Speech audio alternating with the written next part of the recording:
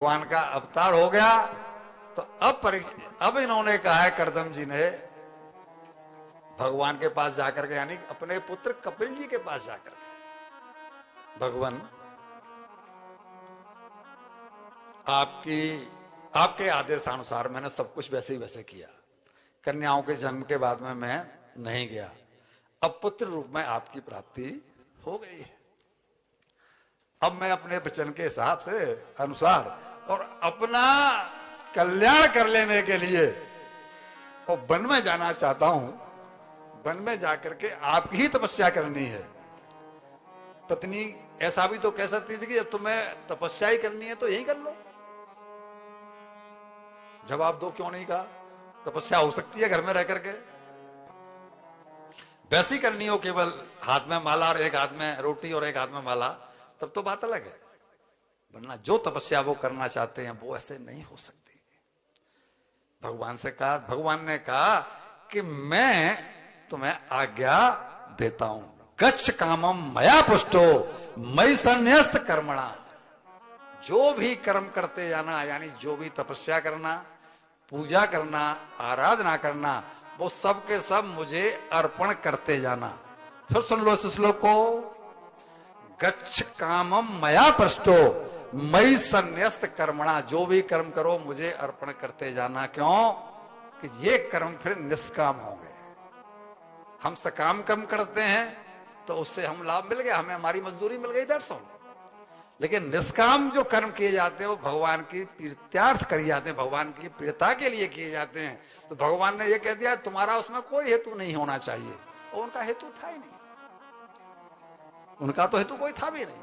और ये जो है बोले ठीक है प्रभु, मैं बस मेरा कल्याण हो जाए, मैं इस नात को चाहता हूं। भैया जी, जिसको कल्याण की चिंता है वो बहाने नहीं ढूंढता। किसी के कपड़ों में आग लग जाए,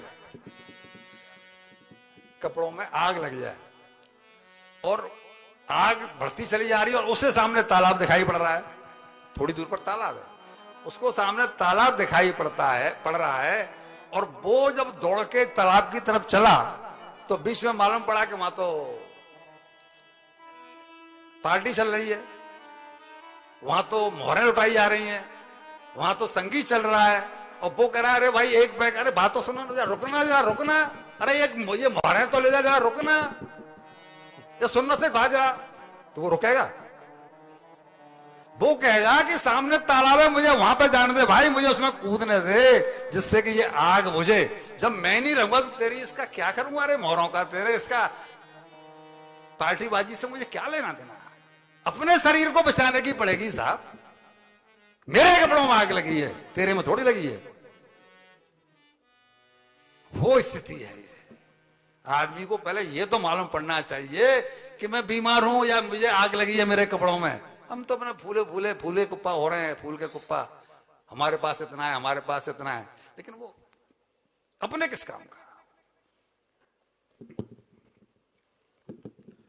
अब जब वो चले गए, इधर 9 कन्याएं, यानी जैसे कि हमारे साथ होता है, और आजकल तो ये घर घर का रोग हो गया है। हमारी ये बहनें, हमारी ये बेटियां, बहुएं हैं, एक एक बालक करती हैं, वो चला जाता है अमेरिका, इंग्लैंड और जाने कहां का।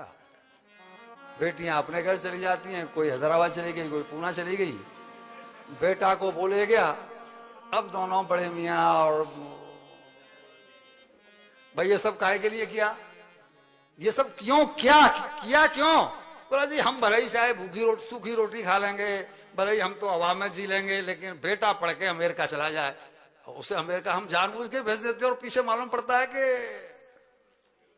जीवन का ऐसी दुर्गति, इसका कोई जवाब। एक एक बेटा है और उसकी पढ़ाई के लिए अपने जेवर नहीं पहनती माँ, अपने जेवर बेच देती है, बाप रात और दिन ओवर टाइम करता है, बच्चा पढ़ के वहां चला गया।